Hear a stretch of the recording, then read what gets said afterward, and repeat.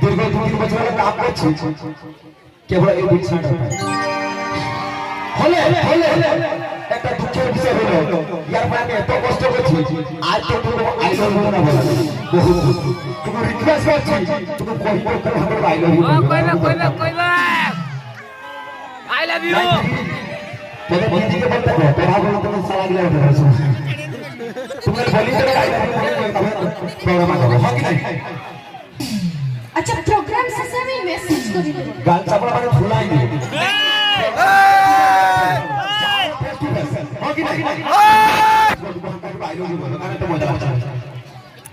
बोलो बोलो আই কই কই বলছো